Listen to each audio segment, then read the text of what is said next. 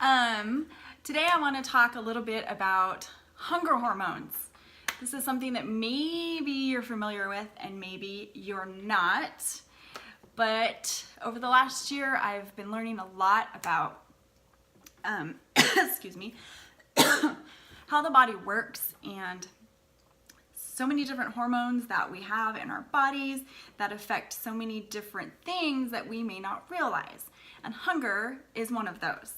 So, you know, if you're like me, you may have tried so many different diets over the years and you get down on yourself sometimes. I get down on myself.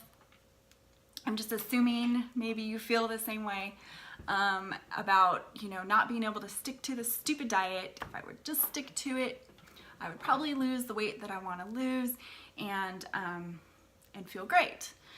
The problem is that I get hungry, and I'm gonna say this, but I know this is probably kind of controversial, but you know, we've always heard that we're supposed to eat 6 to 8 small meals per day, spread it out so we don't ruin our metabolism, and that is actually not true. I know. It's kind of crazy, but it does not affect your metabolism.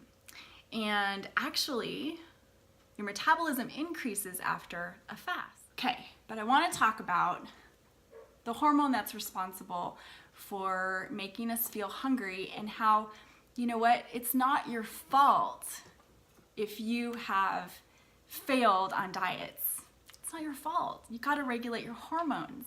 I mean, that's pretty exciting to know that if you can just do like fasting, for example, that is completely free and regulate your hunger hormones, that you can lose weight doing that.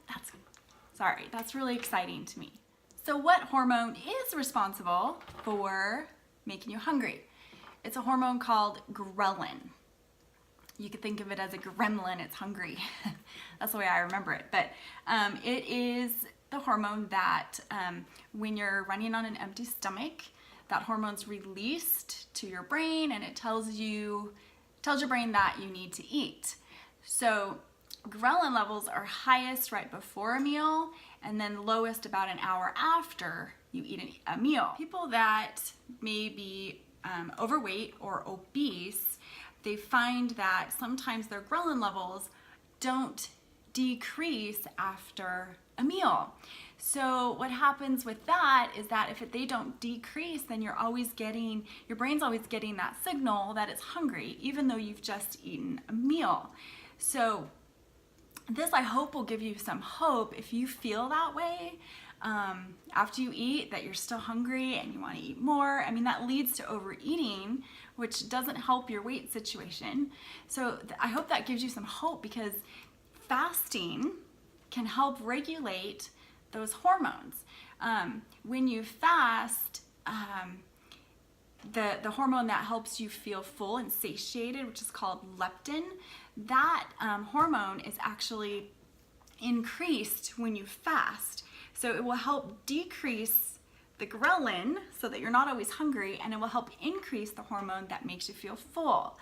So anyway, I just wanted to give you kind of a quick overview of that, and there's so much more information that I want to share with you.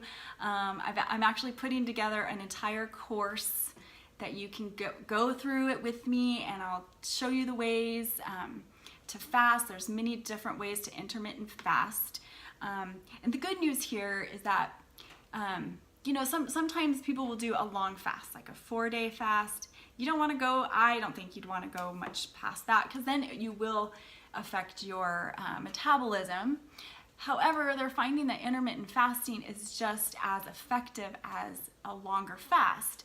So you can achieve all of these amazing things, and there's so much that intermittent fasting can do for you.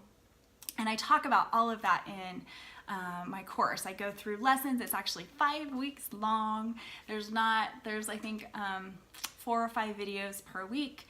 And I just kind of dive into all the most interesting things that I think fasting can do for you. I hope you guys have a great day and you learned something today.